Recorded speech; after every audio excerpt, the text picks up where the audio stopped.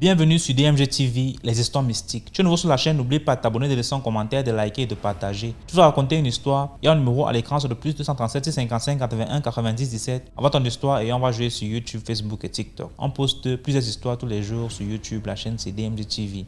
On a aussi une deuxième chaîne YouTube, on poste tous les 14 heures. La chaîne c'est DMG TV, histoire mystique exclusive. On a une chaîne Facebook DMG TV et TikTok DMG TV. D'ailleurs, les directs c'est sur TikTok les mercredis et vendredis à 20h00 heure du Cameroun. Donc, je t'invite à t'abonner sur toutes nos plateformes pour ne pas manquer les vidéos qu'on poste avec des histoires mystiques. Voilà. Donc, on va écouter aujourd'hui des histoires mystiques. S'il vous plaît, laissez un like. Ce qu'on fait, c'est pour sensibiliser. Et donc, première histoire. Bonsoir DMG. Je vais raconter mon histoire. D'abord, je te félicite pour le travail que tu fournis parce que je sais que tu reçois une tonne de messages et de témoignages par jour entre le tri et les publications. Vraiment, c'est à féliciter parce que nous tous nous sommes édifiés, encouragés et nous devenons plus prudents avec tout ce que nous écoutons dans les histoires que tu publies tout le temps. Alors, mon histoire, elle est un peu, je veux dire, un peu complexe. Il y a, je veux dire, 6 ans en arrière. Anyway, c'était en 2015. C'était en 2015, donc beaucoup plus d'années en arrière, je crois. En 2015, je restais dans un quartier assez reculé de la ville avec ma maman et ma sœur et 2 de mes frères. Et c'était encore, c'était pas assez peuplé. On était non loin d'un bras de mer, donc il y avait les palétuviers et on était l'une des premières familles à s'installer dans le coin. Ce qui veut dire que l'endroit n'était pas encore assez modernisé, donc il n'y avait pas de courant, il n'y avait pas d'eau. Pour avoir le courant, c'était vraiment, on mettait des compteurs à des mètres loin de chez nous. Et nous, par faute de moyens, honnêtement, c'était par faute de moyens, on n'avait pas les moyens de s'offrir un compteur. Donc, on dormait dans l'obscurité à la lumière des bougies.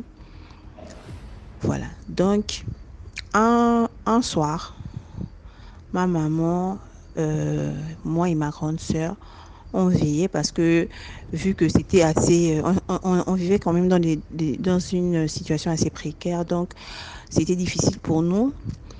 En fait, on avait traversé une période, notre situation avant était meilleure et puis on avait eu un gros coup dans notre vie qui nous avait emmenés à vivre dans ces conditions-là.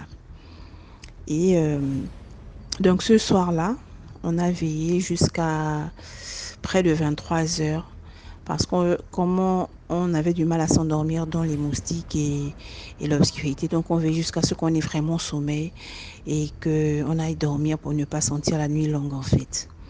Donc ce soir-là, on racontait vraiment, c'est nous, on vivait notre best life, comme on dit. On se plaignait pas trop des souffrances qu'on traversait. Donc on a veillé ce soir-là jusqu'à près de 23 heures à raconter nos journées les unes aux autres. Puis on allait dormir. C'était un samedi. Et donc le lendemain, on a commencé la journée normalement comme tous les week-ends. On ne va pas dans nos occupations, on passe la journée à la maison entre nous. Et il faut noter que nos frères, du moins notre grand frère, qui vivait avec nous, avait sa chambre hors de la maison dans laquelle nous vivions. Il avait sa chambre dehors parce que souvent il rentrait tard pour ne pas déranger. Il avait sa chambre et puis vu qu'on était tous des adultes, donc il avait besoin de son intimité, lui étant le seul garçon. Donc il avait sa chambre juste à côté de nous, mais pas dans la même maison que nous. Donc comme je dis, le dimanche, on a commencé la journée normalement, toujours dans nos difficultés quotidiennes, il n'y a pas le courant, mais bon, la journée, ça ne nous dérangeait pas plus que ça. Et puis on s'approvisionnait en eau derrière, non loin de la maison, mais derrière la maison.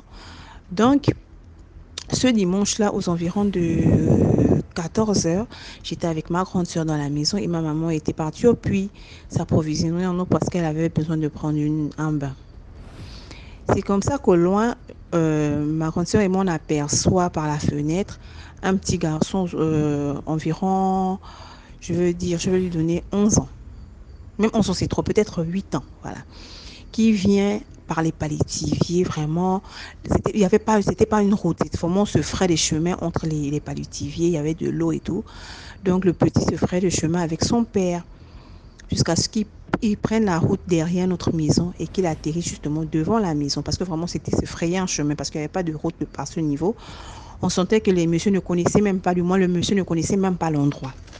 Et nous, on était bien étonnés de savoir que ces personnes-là viennent où, au point où ils se mettent les mains, comment dire, les pieds dans l'eau pour arriver jusqu'à chez nous, parce que l'endroit était quand même marécageux, pas quand même, il était très marécageux. Donc bref, ils sont arrivés et le monsieur est venu tout poliment. Bonsoir mesdames, ma soeur et moi on dit bonsoir. Ça c'est mon fils. J'ai besoin d'avoir une information. Oui, on est toutes les deux étonnées, on est bien curieux de savoir ce qu'ils veulent. Il nous dit, mon fils était là hier, je l'ai cherché à la maison. Je ne l'ai pas trouvé et il m'a dit que c'est ici qu'il était. Il est rentré tard, aux environs de 4 heures. Il est rentré aux environs de 4 heures. Et il m'a dit que c'était ici qu'il était. Je veux savoir pourquoi. Si oui ou non, il était vraiment ici. Et si oui, pourquoi vous avez gardé mon fils ici? Ma soeur et moi, on se regarde, on est toutes les deux étonnées. Nous avons gardé votre fils. Lequel de votre fils? Celui avec qui vous êtes actuellement? Moi, je dis, moi, je ne l'ai jamais vu. Vraiment, on vivait dans un endroit assez reculé. Le voisinage était quand même à des mètres de nous. Et il n'y avait pas la route par où ils sont passés. C'est-à-dire qu'eux-mêmes, ils se frayaient un chemin dans l'eau, dans les palétiviers pour atteindre notre maison. On avait veillé jusqu'à 23 heures. Et le monsieur dit, si justement, moi je l'ai cherché et tout, il me disait c'est ici il a passé la nuit ici. On dit non, c'est pas possible parce que nous-mêmes, on a veillé jusqu'à 23 heures, il n'y avait personne. Et aux alentours, vous voyez bien que ce n'est pas habité. Nous, on est un endroit assez reculé. On ne parle même pas avec le voisinage. Et un enfant de 8 ans, on ne le connaît pas. En fait, votre enfant vous a dit qu'il est venu chercher quoi ici? Non, on ne le connaît pas. Je pose la question au petit, tu me connais? Il me dit non. Tu m'as déjà vu quelque part? Il dit non. Ma soeur fait de même. Il dit non. Vu que ma mère avait habité les lieux avant nous, parce que nous on rentrait de l'étranger et puis on est venu trouver notre mère, on s'est dit que bon, peut-être que c'est quelqu'un que notre mère connaissait un petit, parce que ma maman était très très ouverte avec les enfants. Peut-être que c'est un enfant qu'elle a connu et puis voilà, nous on ne nous avait pas présenté, on n'a pas eu le temps de nous le présenter. Donc moi je vais derrière chercher ma mère, il y a un souci là, il y a un monsieur qui est venu avec son enfant, machin. Ma mère vient, elle aussi elle dit que l'enfant là c'est qui? Mais voilà, le petit insiste qu'il était là. Vraiment, avec son père, il insiste. Et puis, j'étais tellement étonnée de l'histoire que le petit racontait que, à un moment, je me suis dit que non, il y a quelque chose qui ne va pas dans ce qu'il raconte. C'est-à-dire qu'un enfant de 7 âge ne peut pas mentir aussi aisément. C'est comme ça que ma mère, bon, nous on prie, notre famille quand même on prie. Ma mère aussi, elle a eu le même feeling que moi au même moment. Elle a dit, ah mon fils, tu es sûr que tu es venu ici? Parce qu'il a décrit le chemin à son père, il a décrit la maison à son père. Mais dans son discours, ce qu'il disait à son père, c'était que il est venu, il a passé la journée à cet endroit, il a même mangé. Il a décrit la note d'aventure, comment c'était, genre la chambre de notre frère qui était hors de la maison, mais juste à côté de la maison. Il a décrit la maison, il a décrit tout en fait. Et il a dit à son père, il a affirmé depuis chez lui à son père qu'il était là, il a passé la nuit là. Ma mère a dit, c'est pas possible, j'étais avec mes 2 filles que vous voyez présentes, on a passé jusqu'à 23 heures. Comme on n'a pas de courant, généralement on allume les bougies, on veille, et puis quand on est fatigué, on va dormir, on est ici jusqu'à 23 heures. Mon fils, tu es venu faire quoi ici? Oh non, j'étais avec des messieurs qui m'ont emmené, on a mangé, ma mère a dit que non. Est-ce que monsieur, vous ne voyez pas qu'il y a une connotation un peu louche dans ce que votre enfant dit? Il était avec des messieurs, il n'y a pas des gens qui vivent aux alentours, on est là sur une maison. Il était avec les messieurs. Il est passé par où pour arriver ici? Parce que nous-mêmes, pour arriver ici, c'est assez compliqué. C'est-à-dire qu'eux, ils sont venus par un chemin contraire à celui que nous, on emprunte. Mais ce n'était même pas un chemin normal. Ils passaient vraiment dans l'eau. Et c'est dans l'eau là que le petit a montré à son père le chemin. Et ma mère a dit, qu'est-ce que vous pensez que là où vous êtes venu la journée là, vous aurez pu passer là à l'heure à laquelle il dit qu'il est arrivé ou qu'il est retourné. Même à 4 heures du matin, vous-même son père, vous pouvez avoir le courage de passer par cet endroit. Vous deviez d'abord voir quoi? On est dans le noir. Il y a les palliatifs et à l'eau. C'est comme ça que le père regarde son fils. Il dit qu'attends, tu es venu ici comment et avec qui? Oh, je suis venu avec des messieurs. On a passé là, on a fait une petite fête, on a mangé. Ma mère a dit que non, je n'y crois pas en fait. Donc, en somme, le petit était venu de manière spirituelle, c'est-à-dire qu'il avait vampé et s'était retrouvé chez nous. Donc, pendant que nous, on était là physiquement, on racontait, eux, ils étaient là en vampire, ils faisaient leur fête, ils mangeaient. Ma mère a dit que Seigneur. Donc, ma maison est maintenant un endroit où les vampires se rencontrent. Et si parce que le père voulait le frapper, ma mère a dit non. Si le petit fait un voyage astral, du moins, sort en vampire, on va dire les choses telles qu'elles sont. Sort en vampire, c'est pas au niveau de le frapper physiquement. Il faut l'emmener voir des spiritualistes pour régler son cas. Et c'est là, sur place, en plein 15 heures, qu'il explique à son père que oui, la journée, je jouais genre chez eux, on ne savait même pas où eux ils vivaient. Il jouait avec son petit ami, un voisin aussi. Et l'ami lui a dit que tu veux que je t'emmène quelque part. Il a dit oui. Il a dit qu'à 18 heures, quand on va aller se laver, alors on devra se laver, tu viens, on va partir. Vraiment, il a idéalisé l'endroit. Donc, c'était un enfant, 8 ans, 9 ans. C'était curieux. C'est comme ça que le petit, son ami, lui a tapé un caillou à la tête. Et quand il est tombé, il s'est retrouvé chez nous, spirituellement. Donc, c'est son ami qui l'a fait sortir en vampire pour l'emmener à la fête à laquelle ils ont assisté. Et cette fête, ça s'est carrément déroulée devant la porte de chez nous.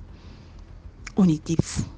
Et il a expliqué maintenant les choses clairement, que l'autre m'a tapé le caillou. Donc, quand je me suis tombée là pour pleurer, je me suis directement retrouvée ici à une fête. Il y avait beaucoup de tontons, machin, ils sont passés. Ma mère a dit que Seigneur Jésus, donc on vit là. Notre maison, c'est un repère pour les vampireux. C'est comme ça que le papa s'est excusé, s'est confondu, on excuse que pardon madame, moi je suis venue avec la chaleur, mais la grâce qu'on a eue et que le monsieur d'ailleurs a eu, c'est qu'il est venu très poliment. Il n'avait pas un ton accusateur, il était plutôt intrigué de savoir ce qu'on a fait avec son enfant jusqu'à X heures. Et les tontons dont il parlait au début, quand il disait que je suis venu avec un tonton, on accusait même notre grand frère qui vient toujours tard que haut. L'autre grand frère, on venait l'amener le pauvre enfant, mais l'heure à laquelle il a décrit la scène, nous on était encore dehors devant la porte à veiller. Ils ont mangé vers 21 heures alors que nous on allait dormir vers 23 heures minuit. Donc le papa s'est excusé, il a vraiment dit excusez-moi madame. Il avait honte que son fils soit un vampireux et que son fils l'ait fait marcher. Et quand il nous a décrit la zone dans laquelle ils habitaient, ils avaient marché, mais marché pour arriver jusqu'à chez nous. C'est comme ça qu'on lui a dit que ce sont des choses qui peuvent arriver, il faut emmener l'enfant. Et nous, à partir de ce soir-là, on ne veillait plus à la terrasse, on ne veillait plus à notre véranda. Et chaque soir, on trempait notre maison dans le sang de Jésus. Que si cette maison a été déjà un repère pour les vampireux, si notre cour sert à faire des réunions mystiques, en tout cas, on a annulé tout ce qu'il y avait de vampires dans notre entourage. On a sanctifié notre maison. On priait chaque soir, le matin quand on se réveillait, on déclarait des paroles. Et puis voilà. Donc la morale de l'histoire, c'est qu'il faut vraiment faire attention à nos enfants. Même dans les jeux qu'ils font la journée avec les amis, il faut avoir la culture de discuter avec les enfants. Parce que les familles africaines, on pense que c'est juste les choses des blancs. Non, il faut discuter avec les enfants. Il faut mettre en garde des enfants sur des faits réels de société. Ne pas avoir des tabous avec nos enfants. Il faut partager. Parce que ce petit garçon-là, c'est son ami qui l'a emmené en vampire jusqu'à chez nous, au point où le jour s'est levé et il a reconnu la maison. Ça aurait été un père, insensé, qu'il aurait pu nous porter plainte en disant que on a gardé son enfant alors que son enfant est sorti en vampire et il est arrivé vers chez nous. Et le quartier aujourd'hui, il est beaucoup plus peuplé, donc il y a moins d'histoires insolites, mais nous on a toujours gardé cette prière. Bon, c'est vrai que nous aussi on a quitté l'endroit. On a mis les locataires parce que chacun allait faire sa vie, on s'est marié aujourd'hui, mais on a gardé cette culture de toujours tremper nos maisons dans le sang de Jésus parce qu'on ne sait pas ceux qui survolent nos maisons ou ceux qui environnent nos maisons chaque soir. Donc c'était ça ma petite histoire. Elle était un peu longue avec trop de détails, j'en suis désolée, mais ayez toujours la culture de discuter avec les enfants et de prier en tout temps et en tout lieu. Pour nos enfants, pour nos maisons, toujours sanctifier nos maisons. Merci, au revoir. Merci beaucoup pour l'histoire. Maintenant, on passe à la deuxième histoire. Bonjour DMG, bonjour la famille. Euh, j'ai fait ce, je raconte cette histoire depuis la République démocratique du Congo. Merci DMG pour cette initiative. J'ai beaucoup des histoires mystiques que moi-même j'ai vécues. Ben, je ne savais pas où m'exprimer. Merci vraiment pour cette chaîne, ça nous édifie, ça nous donne, ça nous donne une sonnette d'alarme pour que nous puissions prendre nos précautions par rapport à tout ça. En fait, mon histoire est celle-ci. Moi, je suis mariée à un occultiste, un franc-maçon, pendant 12 ans. J'ai eu 4 enfants avec lui. Et ça fait 11 ans depuis que nous sommes séparés. Alors, il y a beaucoup d'histoires que j'ai vécues avec lui. En passant, il était bizarre. Il sortait avec mes domestiques, couchait avec mes domestiques. Il couchait avec mes amis. Il couchait avec les cousines, mes cousines à moi. Celles qui étaient faibles, il couchait avec elles. Alors, j'avais pris la décision de ne plus avoir d'amis. Mais en fait, l'histoire que je vais raconter aujourd'hui, c'est l'histoire de mon tout dernier fils avec lui. Alors, j'avais fait tellement de fausses couches que un de mes pasteurs m'avait demandé d'arrêter d'avoir des enfants. À l'époque, j'avais 3 enfants, 2 garçons et une fille. Alors, je m'étais dit, bon, ok, j'arrête, parce qu'il m'avait dit clairement que si tu continues ainsi, un jour, tu vas y passer. Parce que le secret, celui qui te fait ça, c'est ton mari. Alors, j'avais dit, bon, ok, j'arrête. Mais il s'est fait que il y a une dame, la femme d'un pasteur, elle était aussi prophétesse. Elle est venue habiter avec moi, chez moi. Elle m'a dit, ben voilà, dès que je suis entrée dans ta maison, le Seigneur m'a parlé qu'il t'a donné un fils. J'ai dit, bon, dis à ton Seigneur là, ce que j'ai perdu là, c'est beaucoup, donc je n'ai plus besoin de fils, qu'il donne à ceux qui en manquent. Alors c'est ainsi, après 1 mois, je me suis retrouvée enceinte de mon tout dernier fils. Alors tellement j'avais fait beaucoup de fausses couches, j'avais eu quand même peur. Alors j'allais tout le temps en prière, j'étais tout le temps en prière. Alors, les maris a repeint la maison. Il n'avait jamais l'habitude de repeindre la maison. Lui ne peignait jamais la maison, donc la maison devrait rester comme ça. Mais lorsque j'approchais de mon accouchement, il a repeint la maison.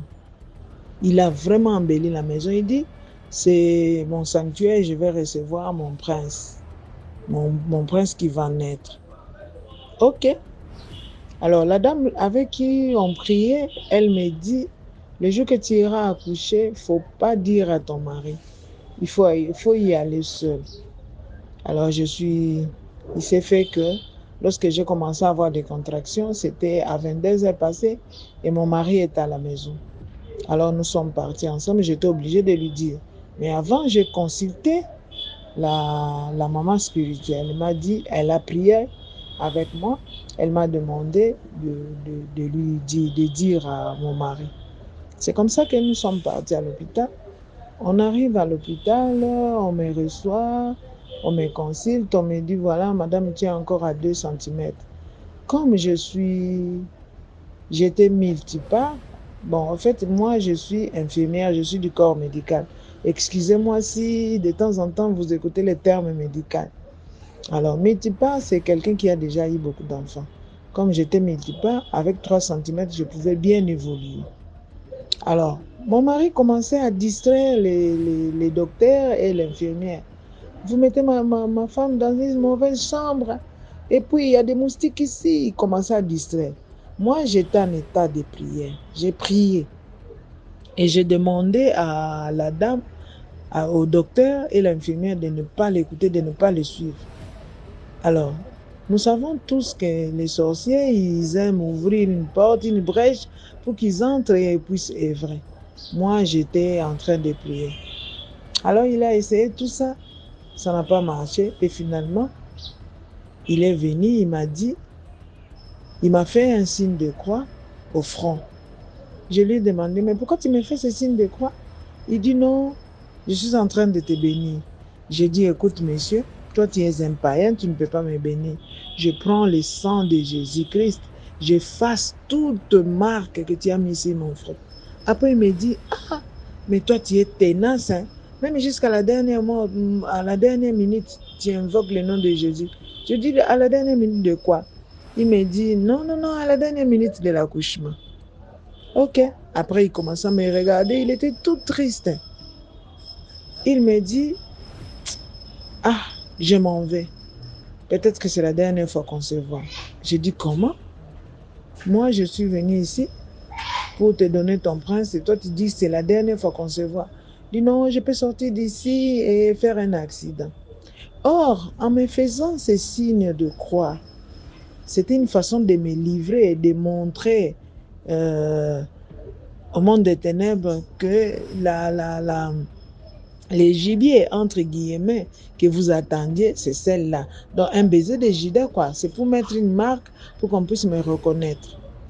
Alors, il est parti. Lorsqu'il est parti, vers 5 heures, j'ai fait mon accouchement. Et puis, je commençais à saigner. Je saignais terriblement. Finalement, ils étaient obligés de m'amener dans la salle d'op pour qu'on puisse m'enlever l'utérus. Mais arrivé à la salle d'op, le docteur là qui dit non, je ne veux pas lui enlever l'utérus. Le Seigneur ne m'a pas convaincu. Elle aura encore des enfants. Alors ils se sont débattus, on m'a fait une révision utérine et la situation s'est calmée un peu. Mais comme j'avais beaucoup saigné, il a fallu faire une transfusion.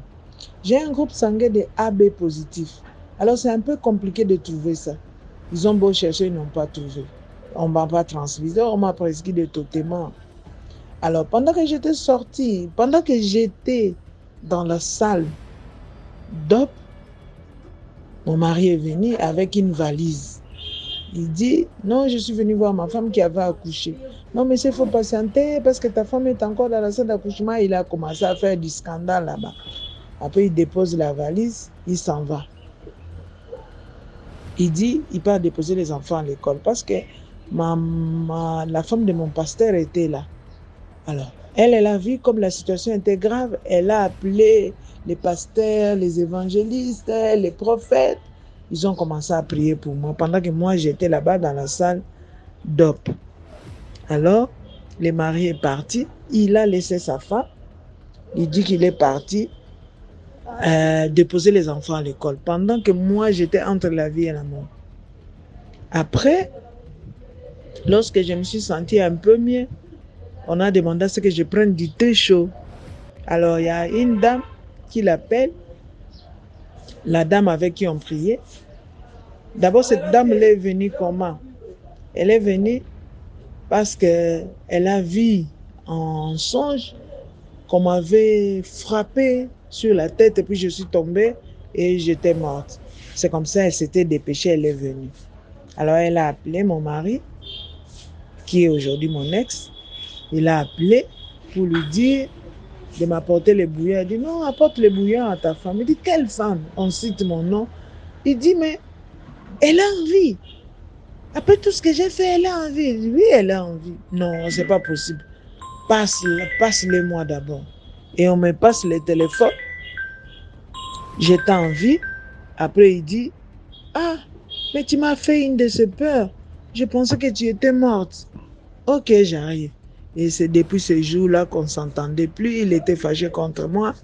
Et finalement, il m'a dit, j'ai raté beaucoup d'argent.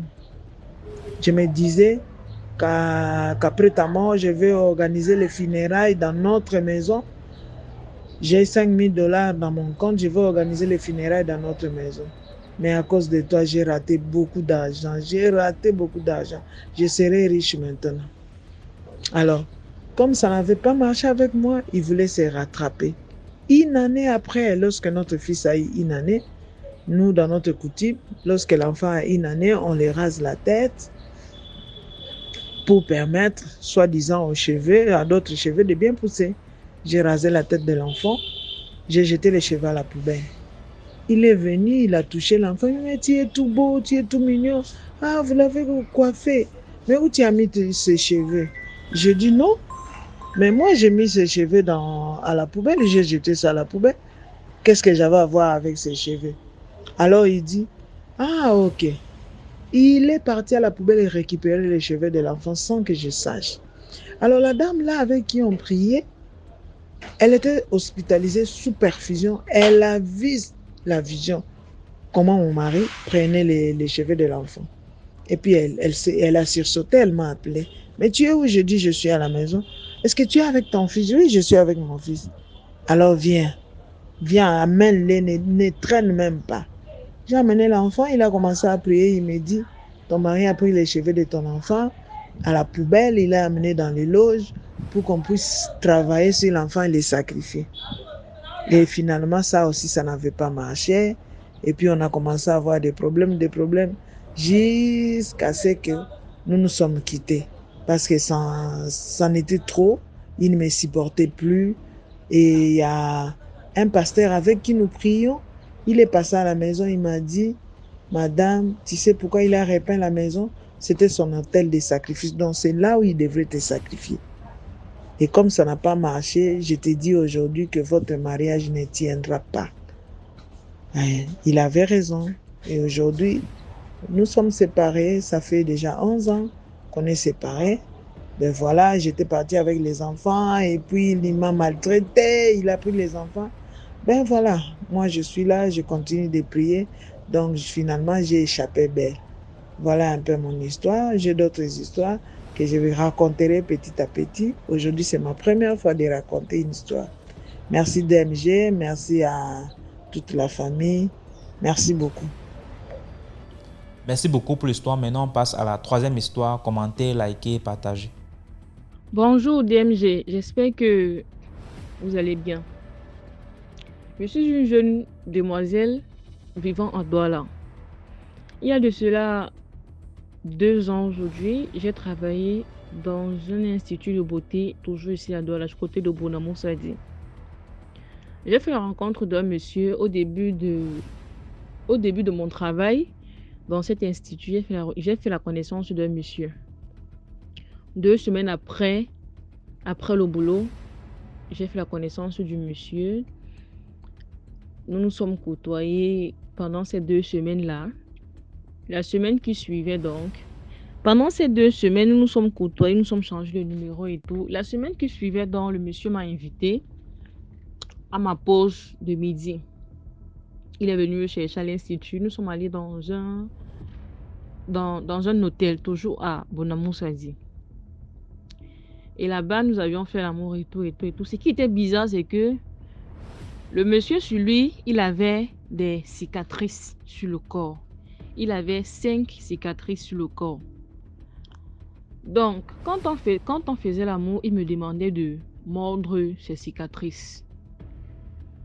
Au départ, d'abord, je me suis demandé que, mais pourquoi tu voudrais que je morde tes cicatrices? Il me dit que non, ça l'excite et tout. J'ai dit, ok, d'accord, si ça t'excite, il n'y a pas de problème. J'ai donc commencé à mordre les cicatrices du monsieur, à mordre ses cicatrices. Après, je lui ai demandé que ces cicatrices-ci proviennent de quoi? Il me dit, au lycée, quand il était encore élève, il faisait les bagarres avec ses amis et tout. Donc, il faisait les bagarres avec le matériel et tout. J'ai dit, ok, d'accord. Quand on fait l'amour, à chaque fois, il me dit que non, croque ici avec tes dents, croque ici. J'ai dit que ok. Quand je le faisais, à un moment donné, il m'a pris par la levrette. C'est-à-dire que par derrière, mais il ne m'a pas pris de l'anus en fait. Il m'a pris en position levrette. Il m'a pris à la levrette, les choses se sont passées et tout, normalement et tout, et tout, et tout. Je tiens à vous rappeler que ça s'est passé un vendredi. Ça s'est passé un vendredi. Dès qu'on a fini, il est parti me redéposer dans mon institut. J'ai continué le boulot comme si de rien n'était et tout, et tout, et tout. La semaine qui suivait, c'était un mardi.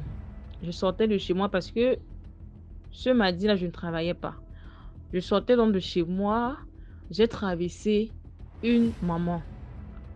Quand je traverse la maman, je lui passe mes salutations. Je traverse la maman. Quelques mètres après, elle me rappelle. Je fais marche arrière.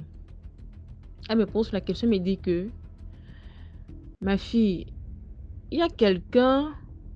Elle me dit d'abord que je t'ai lu par derrière. Ce que je lis sur toi ne me plaît du tout pas. Paniquée, je dis maman, qu'est-ce qui se passe? Elle me dit que tu as couché avec telle personne tel jour et vous aviez eu la position du derrière. Vous avez pris la position du derrière. J'ai d'abord dit que c'est mon gars. Elle me dit, la personne que je vois qui t'a prise par derrière, ce n'est pas ton gars. Donc, j'ai dit que non. La maman, s'il peut pas être sorcière pour savoir que j'ai eu une relation avec une autre personne et tout, j'ai préféré lui dire la vérité. J'ai dit que bon, maman, voici ce qui s'est passé et tout, et tout, et tout. Elle me demande que tu vas quelque part. Je dis non. Je lui ai dit que oui, il est bien vrai que je sortais, mais ça peut attendre. Ça peut attendre. Elle me dit, ok, d'accord. On va donc prier. J'ai dit que maman, il n'y a pas de problème. Elle a commencé à m'expliquer des choses, ce qui s'est passé. Elle me dit que le monsieur t'a demandé de faire telle chose, cicatrice et tout. Je dis oui. Je me suis dit que mais qu'est-ce qui se passe? Je dis que mais la maman, si elle n'était pas avec moi. Et je ne la connais même pas pour dire que peut-être j'ai eu à lui raconter une histoire comme ça. Elle n'était pas là et tout. On a donc prié et tout, et tout, et tout. Après la prière, elle me donne un savon que je dois me laver avec. Et une eau dans une bouteille. Elle me dit qu'à chaque fois que je vais me laver, je me lave avec le savon et je mets quelques gouttes d'eau dans mon seau. J'ai dit merci maman. Après, elle me fait comprendre que si tu revois le monsieur, ne l'affronte pas, ne lui dis rien, fais comme si rien n'était et tout. J'ai dit ok, d'accord. Mercredi, jeudi, le monsieur revient vendredi avec un air un peu menaçant. J'ai voulu l'affronter. Après, je me suis rappelé que la maman a dit que je ne lui dise rien. Je suis donc restée tranquille. Il revient le lundi de la semaine qui suivait. Il me dit que qu'est-ce qui se passe avec toi? Il me demande qu'est-ce qui se passe. Je me dis qu'est-ce que j'ai fait? Il me dit que pourquoi tu me bloques? Je me suis mise à rire. Il me dit et en plus tu te moques de moi. Pourquoi tu me bloques? J'ai dit, mais je ne sais pas de quoi tu parles. Qu'est-ce que tu parles de quoi en fait? Il me dit que bon, si c'est à ce jeu dont tu veux faire avec moi et tout, sache que je vais te faire perdre ton travail. Malgré que la maman a dit de ne pas que je l'affronte et tout, j'ai d'abord mis ce côté-là. J'ai d'abord mis les propos de la maman là de côté en fait. J'ai dit au monsieur que je suis au courant de ce que tu as fait derrière mon dos lors de nos rapports sexuels. Je tiens à te rappeler que tout ce que tu as voulu contre moi, ça retournera chez toi. Et si tu t'avises encore de faire ce genre de conneries, tu vas mourir. Et prends-moi très au sérieux. Désolée. Quand j'ai dit ça au monsieur, il me menace. Il me dit de toutes les façons, les choses se passeront comme moi je vais vouloir. Je suis restée tranquille. Il a parlé. J'ai pas voulu attirer l'attention des gens. Je suis restée tranquille à parler et tout. 2 semaines après, mon patron me fait comprendre que je ne peux plus travailler ici. Il m'a raconté toute une histoire qui ne tenait pas debout, que je ne peux plus travailler ici parce que j'ai compris directement. Parce que mon patron était l'ami du monsieur en question. J'ai compris que c'était par rapport à ça. Alors je tiens aujourd'hui pour dire à mes jeunes sœurs que je sais que vous le saviez déjà, mais je tiens à vous rappeler que le dehors vraiment est très risqué.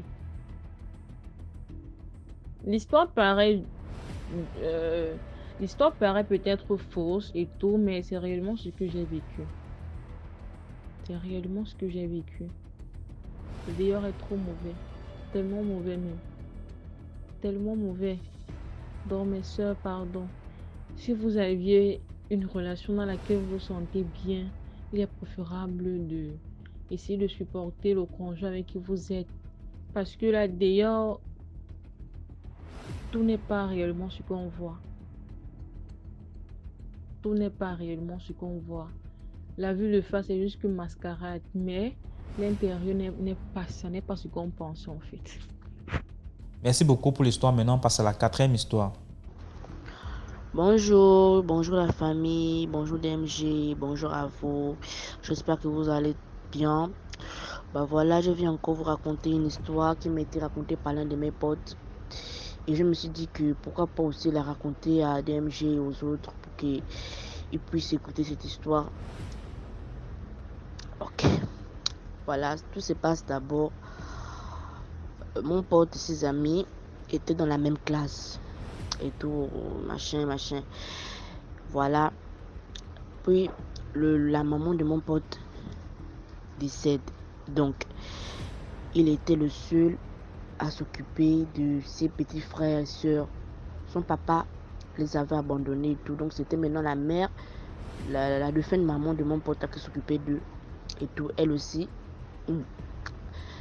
décédée aussi. C'est comme ça qu'il a dû arrêter l'école en classe de première. Il a arrêté l'école et tout pour s'occuper de ses petits frères et petites sœurs. Il faisait les petits bricoles et tout. Ses amis qui étaient dans la même classe que lui avaient s'arrêter l'école. Mais il avait perdu complètement le contact avec ses amis et tout. C'est comme ça qu'il a commencé à faire des bricoles et tout. Il a commencé à travailler, s'occuper de payer l'école de ses petits frères et soeurs et tout, à manger, tout ça là. Donc il était encore obligé d'aller vivre dans la maison familiale parce que lui vivait sa maman. Il louait. Donc dès qu'elle est décédée, il n'y avait plus les moyens pour payer le loyer et tout. Donc ils étaient obligés de répartir vivre chez les parents de leur papa. Mais leur papa n'était plus trop avec eux. Ils avaient complètement, il avait complètement abandonné les enfants. Donc c'était maintenant mon pote là qui s'occupait de ses petits frères et tout. Un jour comme ça, il part au boulot dans le même taxi et tout. Il aperçoit l'un de ses amis avec qui il a fait l'école ensemble, en tout cas avec qui il a fait la même classe. Il aperçoit son ami chez comment on dirait ça, chez le mécanicien. C'est pour ça qu'il est au taximan de s'arrêter. Il partait au boulot, hein, le taximan s'arrêtait, il a lu l'âge au taximan, il descend du taxi. Et il a vu son ami d'enfance et tout, il a salué, oh machin, oh, comment tu vas et tout, oh ça fait un bail et tout, ça fait des moments de luxe qu'on ne s'est pas vu et tout. C'est pour ça que son ami dit, ah allons pour partager un verre ensemble. Il regarde la voiture de son ami, belle voiture et tout, bien habillé, propre, dosé.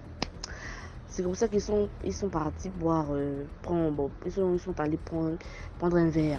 Ils ont pris le verre et tout. C'est comme ça que mon pote demande à son ami que, ah Mani, comment tu as fait pour percer comme ça là? On s'est perdu de vue jusqu'à quelques mois et tout. Voilà, maintenant tu perds, tu brilles et tout, tu ne connais quoi. Tu as fait comment? Tu travailles où? C'est pour ça que son ami dit que, ah moi je travaille dans le pétrole. Son ami dit, ah lance-moi aussi dans le business et tout. Je vais aider ma famille. Tu vois là même, c'est chaud. Tu vois là même, j'ai laissé seulement un billet de 1000 francs pour que mes petits frères puissent manger. Lance-moi aussi dans la ligne et tout. L'ami de mon pote l'a dit, ah, ok d'accord, laisse-moi ton numéro. Je vais t'appeler d'ici la semaine prochaine, je vais t'appeler. C'est pour ça que mon pote a dit, ok, il n'y a pas de souci, là, laisse son numéro. Ils se sont séparés tout. Là, mon pote a l'argent du taxi. Il est parti. Donc, il a donné l'appel de son ami. Mais, il ne savait pas que son ami était dans la loge. Donc, son ami était, comment dirais-je ça même, son ami vivait avec quelque chose dans sa maison. Donc, son ami voulait se débarrasser de cette chose-là. Il voulait se débarrasser de cette chose-là. Donc, il n'arrivait pas comment faire. Donc il devait trouver une autre personne pour quitter vraiment dans le besoin pour donner cette chose-là. Donc, c'est mon pote là qui l'a vu. Il appelle mon pote. Allô, oui, tu es où? Il a dit, ah, je suis à la maison. Il a dit, ok, d'accord, viens, on se voit à tel endroit, tel endroit, tel endroit. Viens, je vais t'expliquer comment tu vas procéder pour... C'est qu'il a dit à mon pote par téléphone pour faire les papiers et tout et tout. Mon pote a dit, pas de souci. Il a le rendez-vous et tout. Il s'est lancé de parler. Il a dit, ah, il a même la vérité à mon pote là. Ah, où tu me vois là, je ne suis pas dans le pétrole.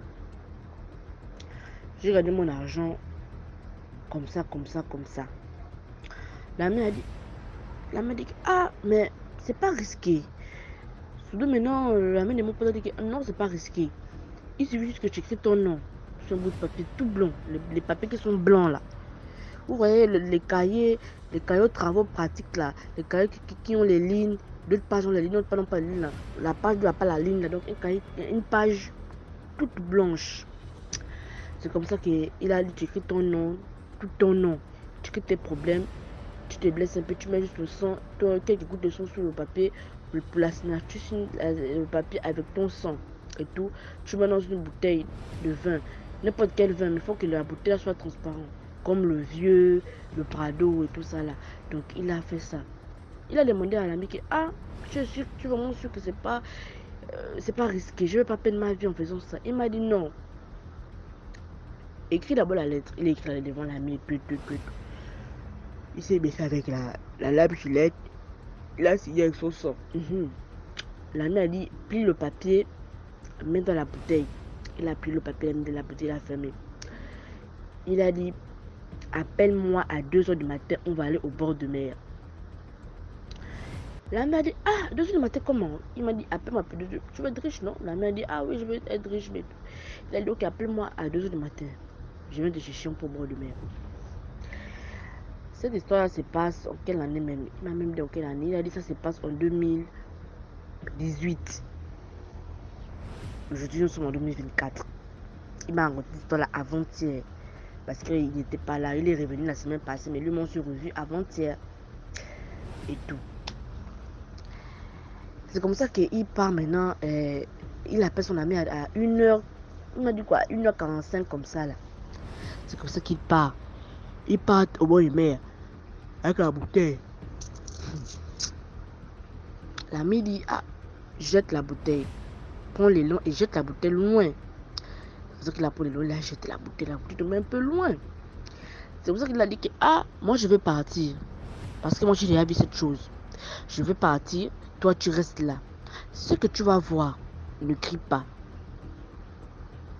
Ne montre pas à cette chose que tu as peur. Ne fuis pas. Reste là. Fais comme si tu voyais même un ange. C'est pour ça que mon pote lui répond que, ah, tu parles de quoi? Qu'est-ce que je vais voir? La mère m'a dit qu'il faut que je parle. Mais ce que tu vas voir, ne crie pas, ne fouille pas, tu restes là. Parce que la chose qui va venir là, ça va venir bizarre, mais ne fouille pas. Il faut pas avoir peur. Tu es un homme, non? C'est pour ça que mon pote répond, oui, je suis un homme. Ok, d'accord. La mère de mon pote est partie. Il était 1h, 2h moins. Mon pote attend. 2h pile vient. Il n'y a rien qui se passe. J'ai même 1h, oui, 2h pile vient. Rien ne se passe. 2h15. En fait, il avait la montre. Il avait tout laissé chez lui. Le téléphone, il avait tout laissé. 2h15, il n'y a rien. Il a attendu, là, il m'a dit qu'il a attendu 1h de temps et demi là, assis sur le caillou, là, au caillou du bord de mer, là, en train d'attendre. C'est comme ça qu'il était 3h, 1 minute. Puis il va se lever, mais il a commencé à dire que ah, lui là, il m'a menti et tout. Pourquoi rien ne sait pas? En tout cas, moi je rentre chez moi, je dois aller au boulot le matin. Quand il se lève, je vous jure qu'il DMJ. Quand il se lève pour aller, pour retourner, pour partir en fait, quand il se lève, il m'a dit que il a ressenti une fraîcheur, un vent derrière lui. C'est comme ça que quand il regarde, il avait les verres, hein. Jusqu'aujourd'hui, là, mon pote a souffert encore des yeux. Il avait les verres. Comme ça, quand il regarde derrière lui, il m'a dit qu'il a vu comme si la mer s'effondrait en deux. Je ne sais pas si c'était son imagination, mais il m'a dit qu'il a vu comme si la mer s'effondrait en deux. C'est comme ça qu'il a vu quelque chose arriver avec vitesse, en fait, avec le vent, tout ça mélangé avec la vitesse. C'est comme ça que le truc est venu directement en roue. Le truc, il l'a regardé. Il m'a seulement dit qu'il ne pouvait pas rester là, il ne pouvait pas Oh, il a crié. Il a crié, oh, ça c'est quoi, ça c'est quoi, ça c'est quoi. Il pensait qu'il a fui. Mais il m'a dit qu'en fuyant, quand il a regardé derrière lui, la chose a bougé la tête. Puis la chose est retenue sous l'eau. Il m'a dit c'est comme si la chose était déçue. C'est comme si la chose était vraiment déçue de son comportement et tout. Donc la chose a bougé la tête et la chose est retenue dans l'eau. Dès qu'il a continué à courir, il m'a dit que quand il a fermé les yeux là, c'était directement le noir. Il ne voyait plus rien. Donc il était devenu fou. Le noir total, il ne connaissait plus ce qu'il faisait. Il est devenu fou. C'est maintenant les gens maintenant qui viennent dire maintenant à son père que ton fils est devenu fou. On l'a mené maintenant au village, on l'a mené maintenant au Congo là-bas se soigner. On l'a mené au Congo là-bas se soigner. Et tout, on a fait les vaccins et tout, les protections, les médicaments traditionnels, on a fait ça. C'est pour ça qu'il est guéri. Mais il a encore un peu les séquelles. Voilà, il m'a raconté l'histoire d'avant-hier là et tout. C'est pour vous dire que, mes amis, lorsque vous voyez quelqu'un riche avec l'argent, n'enviez pas. Vous avez un petit boulot qui vous permet d'avoir même 500 000 francs ou je sais pas, un petit billet pour nourrir votre famille. Contentez-vous de ça. N'enviez jamais quelqu'un. Voilà, mon pote est devenu fou parce qu'il a envié son ami l'a emmené et tout. Voilà l'histoire qu'il m'a racontée. Je vous dis que la vie là, chacun a son étoile, chacun sa chance. C'était tout. Merci beaucoup pour l'histoire. Maintenant, on passe à la 5e histoire. Likez s'il vous plaît. Bonjour DMG, bonjour la famille, j'espère que tout le monde va bien. Je suis malienne, c'est ma première fois de raconter une histoire ici. Je vais raconter une histoire qui m'a été racontée par mon père. L'histoire s'est déroulée dans les années 1983 à Dakar. Mon père, il est ingénieur en génie civil. Il avait été invité par un architecte sénégalais, donc il avait l'habitude de passer ses congés à Dakar. Il a dit qu'une fois là-bas, son ami lui a raconté une histoire. Et l'histoire, c'est que un jeune homme sénégalais, indépendant financièrement, qui cherchait sa dulcinée, voilà sa moitié, et il avait l'habitude de partir en boîte de nuit.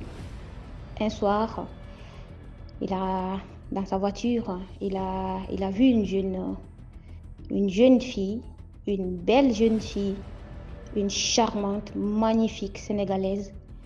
Donc, il a garé sa voiture, il est parti à sa rencontre et ils ont échangé, ils ont dansé ensemble, ils ont bu des sucreries et tout.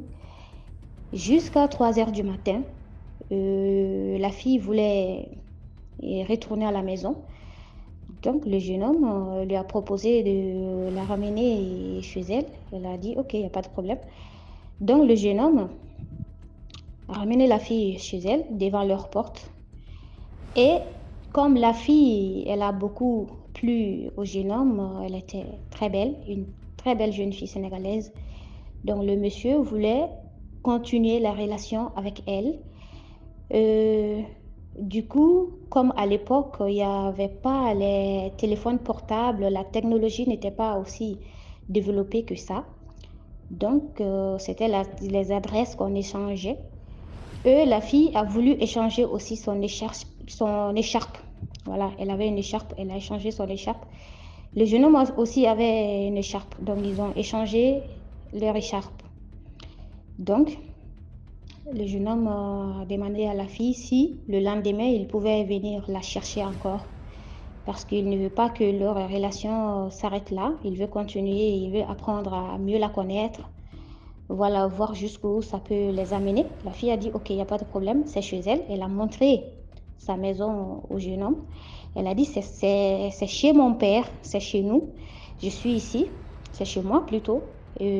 Quand tu viens demander seulement Fatifal, tout le monde me connaît. Donc la fille, elle s'appelait Fatifal. Donc, quand tu viens demander Fatifal, tout le monde me connaît ici. Mon père est là, ma mère est là, mes soeurs et mes frères aussi sont là. Le jeune homme a dit, ok, ça passe. Mais est-ce que je peux venir demander à tes parents? La fille a dit, ok, il n'y a pas de problème. Mes parents n'ont pas de problème avec ça. Tu viens, tu demandes Fatifal. Tout le monde me connaît. Le jeune homme a dit, ok, d'accord, ça passe. Donc, le lendemain, le jeune homme, il était content, tout heureux. Voilà, donc, il s'est bien sapé. Il est venu chez la fille, il a frappé à la porte. Quelqu'un est venu et on lui a ouvert la porte. Il a demandé qu'il cherche Fatifal. Donc la personne qui était à la porte a dit, tu cherches Fatifal? Le jeune homme a dit oui, Fatifal.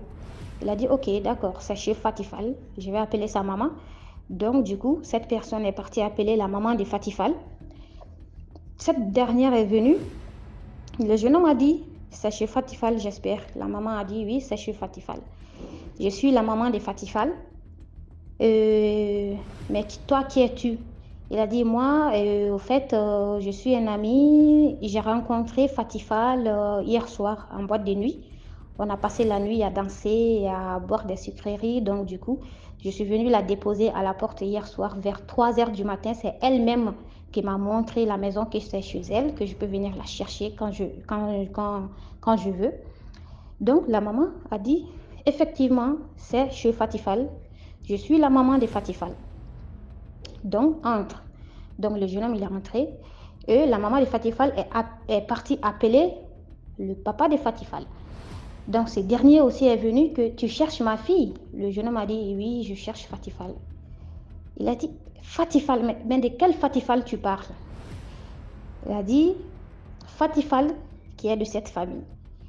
Ou bien il n'y a pas de Fatifal ici. Le monsieur a dit, effectivement, il y a Fatifal. J'ai 3 filles. Ma fille aînée s'appelle Fatifal. J'ai 2 garçons, mais ma première fille, c'est elle, Fatifal. Donc maintenant, le papa de Fatifal croyait que l'une de ses 2 filles était sortie en cachette. Maintenant, cette dernière a utilisé le nom de sa grande sœur. Maintenant, le papa de Fatifal a appelé les 2 sœurs de Fatifal et les a présentées au jeune homme. Donc, le jeune homme a dit non, il s'agit... Celle avec qui hier soir n'est aucune de ces 2 filles-là.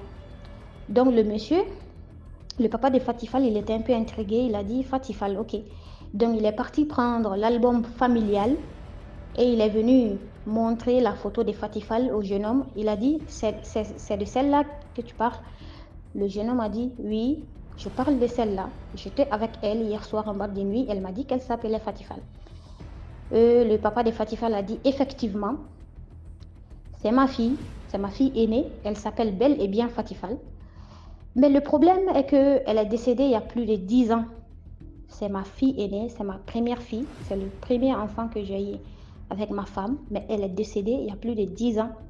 Les 2 jeunes filles que j'ai appelées, que j'étais présentée, sont ses 2 sœurs. Il y a ses frères aussi. Je croyais qu'il y avait une qui s'était cachée pour sortir et qui avait utilisé le nom de sa grande sœur. Le jeune homme a dit non, celle qui est sur la photo, c'est avec elle-même que j'étais hier soir. Je suis venue la déposer devant la porte. Elle est même rentrée devant moi parce que à cette heure-là, j'ai pas voulu démarrer pour ne pas la laisser seule. Donc j'ai attendu qu'elle entre d'abord et après j'ai démarré la voiture, je suis partie. Et c'est avec sa permission que je suis venue la chercher. Et le papa de Fatifal a dit ok, mais que c'est effectivement sa fille, c'est sa première fille, mais elle est décédée il y a plus de 10 ans, Fatifal est décédée. Et le jeune homme a dit, pourtant j'étais avec Fatifal hier soir et voici son écharpe. On a même échangé les écharpes. C'est son écharpe que j'ai et elle a mon écharpe. On a échangé. Donc maintenant ils ont discuté à peu près pendant 1 heure de temps. Ils ne se comprenaient pas. Le jeune homme pensait que les parents de Fatifal mentaient, ne voulaient pas amener leur fille. Les parents de Fatifal aussi pensaient que le jeune homme peut-être c'était un escroc qui est venu monter une histoire de toutes pièces. Donc du coup, le papa de Fatifal a décidé d'aller montrer la tombe de sa fille au jeune homme. Donc une fois arrivé au cimetière, Il a montré la tombe de sa fille au jeune homme et ils ont trouvé l'écharpe du jeune homme sur la tombe de Fatifal. Le jeune homme a dit, voici mon écharpe sur la tombe de votre fille. Et je ne vous ai pas menti, hier soir, nous étions ensemble. On a même passé la nuit à danser, à boire, à échanger, à rigoler. C'est une très belle fille, elle m'a beaucoup plu. Je voulais continuer la relation avec elle. C'est d'ailleurs pourquoi je suis partie la chercher chez elle. Voici mon écharpe. Et celle que j'ai, c'est la sienne. Donc les parents de Fatifal aussi ont dit au jeune homme, nous aussi, on ne t'a pas menti. Voici la tombe de notre fille. Elle est décédée il y a plus de 10 ans. Et le jeune homme aussi a dit, voici mon écharpe sur sa tombe. Je n'ai pas menti, j'étais avec elle hier soir. Bon, l'histoire, c'est une histoire mystique.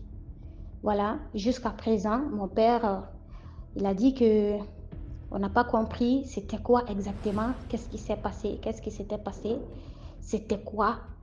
Personne n'a rien compris, qu'à l'époque, l'histoire était passée sur les journaux, les magazines et tout. Donc du coup, lui aussi, il nous a raconté ça. Et jusqu'à présent, il n'y a pas eu de suite. Personne n'a rien compris du tout. Mais maintenant, comme j'ai commencé à écouter les histoires sur DMG TV, je me suis dit, bon, peut-être c'est peut-être un démon qui prend souvent l'apparence de Fatifal, qui prend l'apparence des personnes décédées pour aller se promener. Soit c'est une revenante, soit c'est un fantôme. Voilà, donc le dehors est risqué. Il y a tout dehors. Il y a tout dehors. Donc, chers frères et sœurs, prenez soin de vous. Le dehors est vraiment risqué. Et surtout, priez beaucoup. Priez sans cesse. Voilà, priez sans cesse. Avant de sortir, priez. Avant de dormir, priez. Avant de faire quoi que ce soit, il faut tout le temps prier. Le dehors est risqué. Il y a beaucoup de personnes dehors qui ne sont pas des vrais humains, au fait. Donc, que la grâce du Seigneur Jésus-Christ soit avec tous. Ok, à plus. Ciao, ciao. N'oubliez pas de partager, de liker et de commenter. Merci beaucoup pour l'histoire. Maintenant, on passe à la 6e histoire. Bonsoir BMG, bonsoir toute la team BMG.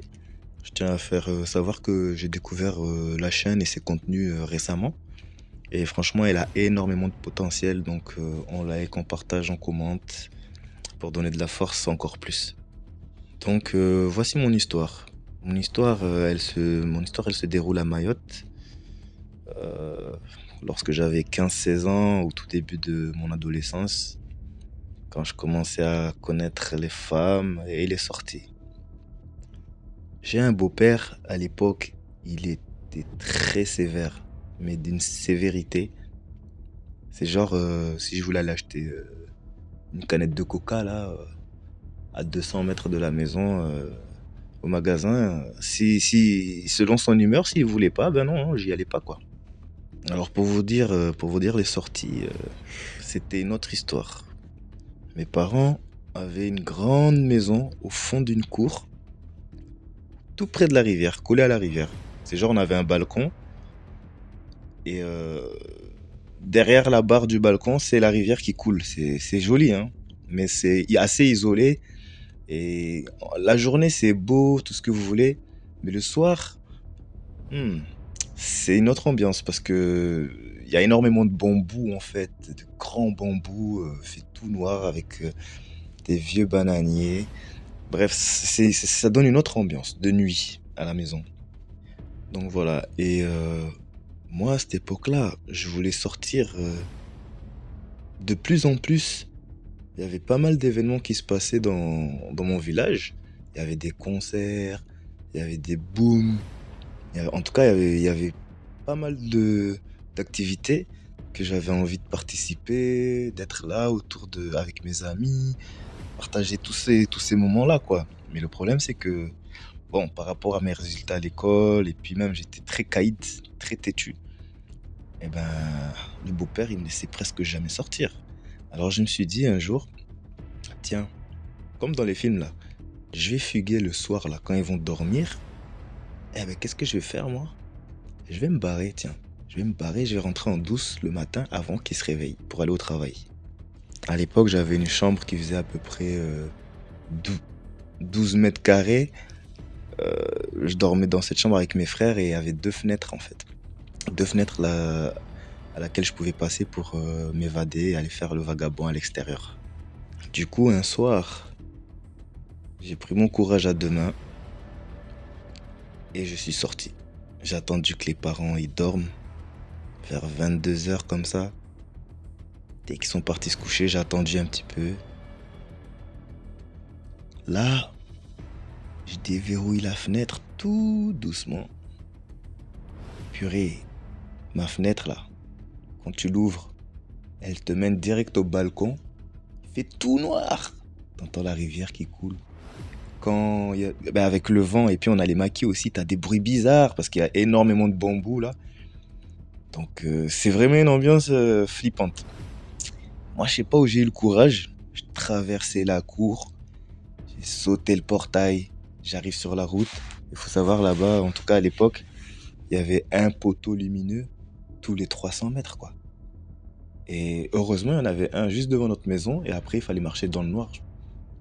Jusqu'en bas là, fallait passer un rond-point et descendre encore au moins, allez, 1 kilomètre pour arriver dans une ville lumineuse avec un peu d'ambiance chaleureuse qui fait moins flipper.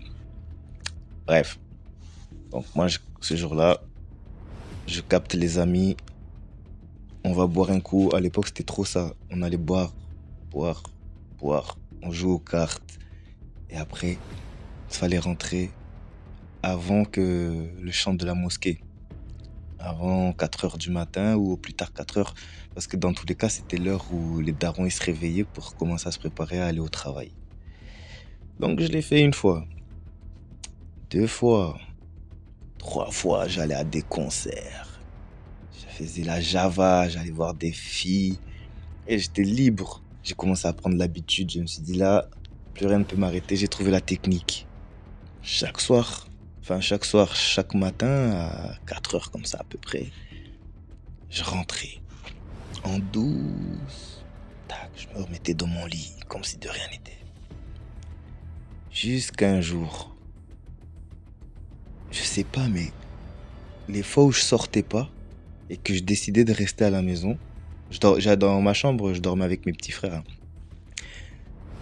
Quand je sortais pas, on était là, on jouait à la PlayStation, on écoutait de la musique. Mais c'était des fois, je me sentais bizarre. Il y avait une ambiance pesante de chez pesante. Et franchement, c'est pas pour dire comme dans les films ou quoi. Je l'ai vécu cette histoire. Hein. Mais pendant qu'on jouait à la Play, par exemple, paf, coupure de courant. Le compteur il saute. Laisse tomber. En plus, de là où on habitait, nous, là, quand il n'y avait pas de courant, on entendait les bruits des chauves-souris et le bruit des maquis dans les bambous, là, ça faisait peur. Alors du coup, ça arrivait des fois comme ça. Ou alors, la télé qui grésillait, qui s'éteignait, qui se rallumait toute seule, pendant qu'on jouait à la Play. Mais nous, dans notre tête, nous, on croyait pas à ça, fantôme, je sais pas quoi, tout ça, on se dit... Ça bug, ça, c'est l'antenne, tout ça, tout ce que tu veux, le câble, il est cassé, ou j'en sais rien. Parce qu'en plus, on avait des rats à la maison. Près de la rivière, bref. Et il y avait tout le temps des sortes de phénomènes et une ambiance pesante, comme si il y avait quelqu'un ou quelque chose. Une fois le soir, je dormais comme ça et j'ai resté bloqué dans mon lit, j'arrivais plus à bouger. Il y a quelque chose qui, tu vois, les blocages là de nuit, là, il y avait ça. Et puis il y avait quoi encore aussi il y a mes petits frères.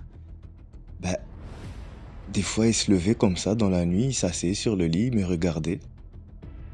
Et puis ils se rendormaient. Ou bien ils me regardaient, ils rigolaient, ils disaient un truc incompréhensible, mais en me regardant, quoi. D'habitude, je sais pas, les gens comme ça, ils regardent le mur ou ils regardent en face d'eux, ou je sais pas, mais moi, ils me regardaient à moi. Ils disaient des trucs et ils rendormaient. Et moi, je flippais, j'avais peur. Bon, l'ambiance là commençait. Moi, je continuais à faire mes délires, hein, de sortir là. Entre-temps, des fois encore, à sortir dehors, faire le fou. Mais il y a eu ce jour de trop. En fait, dans ma chambre à l'époque, c'est une chambre, comme je disais, là, elle fait à peu près 12 mètres carrés. Et dans cette chambre, il y a un lit superposé. Il y avait mes deux petits frères sur le lit là, superposé. Et moi, j'étais sur le lit, ce qui était sur le côté. Mais c'était un lit simple, quoi. Et on pouvait se voir. On va dire que je tournais la tête à droite, je les voyais. Et voilà, on était côte à côte. Lit superposé et mon lit simple. Et moi, quand je dormais, j'aimais bien dormir, la tête face au mur de la maison, de la chambre. Donc, on va dire que mes frères, eux, voyaient mon dos. Tu vois. Mes frères, eux, là où ils étaient, ils voyaient mon dos. Moi, j'avais la tête face au mur. J'aimais dormir comme ça. Et un soir, il y a mon frère qui me dit: Hey! Hey! Hey! Et là, je commence. Mais qu'est-ce qui se passe? Il me dit: Mais c'est quoi ça? Je dis: Mais quoi? Mais quoi? Et j'étais pétrifié. J'osais même pas me retourner. J'étais en glacé. J'étais comme. J'ai dit: C'est pas possible, c'est une blague. Avec les coups qu'ils me font à se lever la nuit, là, parler, je comprends pas, à me regarder bizarrement. Et là, c'est le même coup, c'est quoi? Et là, il dit mon nom. Et il me dit: à quelqu'un qui est assis là, qui te regarde. Toute petite personne, on va dire un bébé, mais dans une robe de mariée. Avec, vous savez, les mariés là, ils ont un truc blanc là, pour cacher le visage des fois. Mais c'était pareil, c'était genre un nain ou un bébé habillé comme ça, en robe de mariée, assis par terre, en train de me regarder dormir. Et moi, j'étais de dos à cette chose. J'ai flippé ma race. Et d'un coup, silence total. Il se rendort.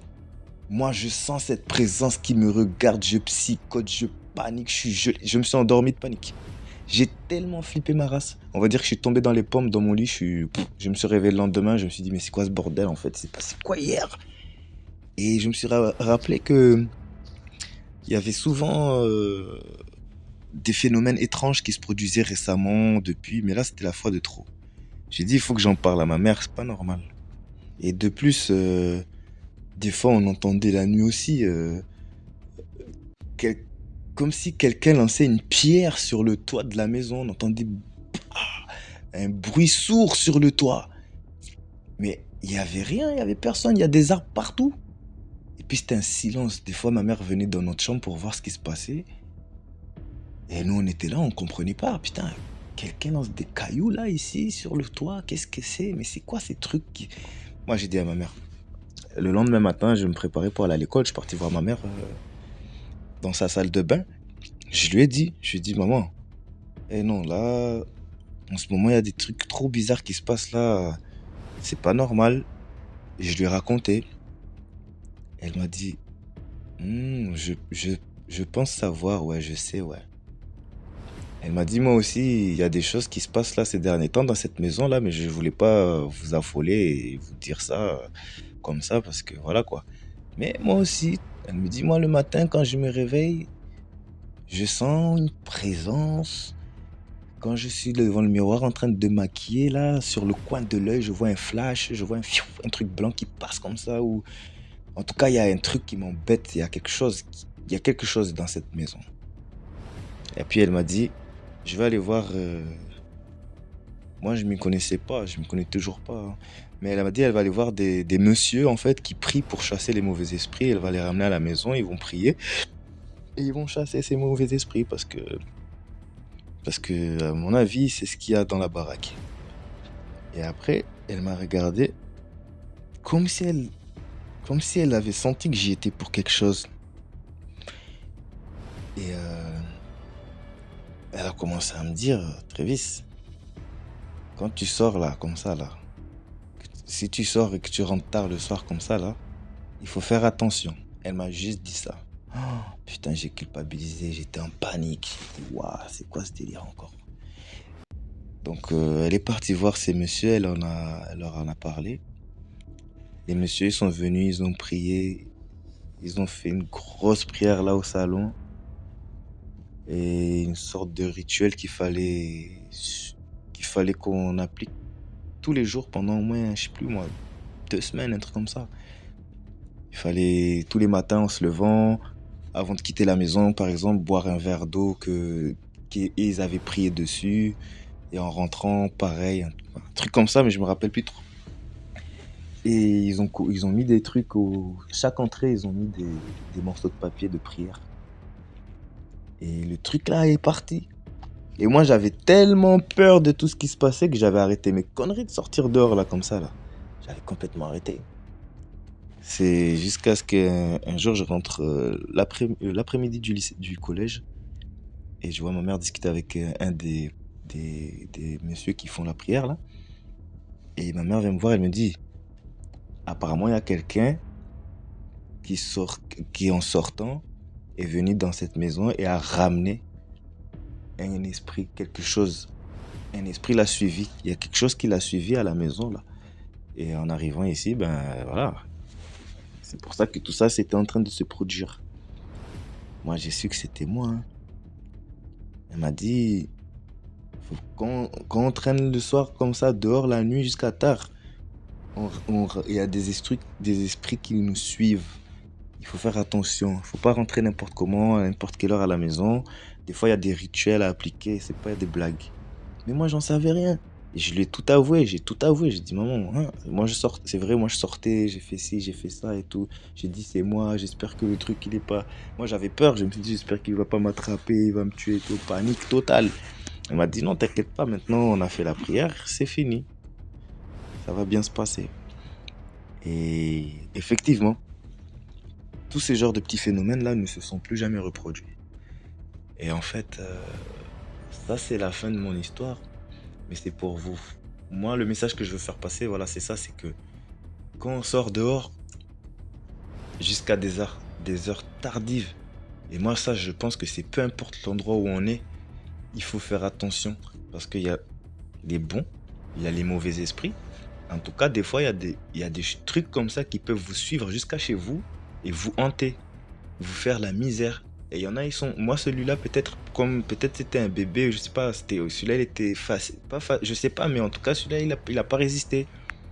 Mais j'ai entendu des cas où c'était terrible. La chose ne voulait pas partir, il fallait faire des... Waouh! Enfin, bref. Donc voilà. Quand vous sortez, prenez soin de vous. Quand vous rentrez, faites attention à vous. Et tout se passera bien. Allez, big up. Voilà, c'est tout pour aujourd'hui. J'espère que vous avez aimé la vidéo d'aujourd'hui. Commentez, likez, partagez. Si Tom Schnezo a raconté, envoie ton histoire numéro à l'écran. On se prend demain pour une autre vidéo. Ciao.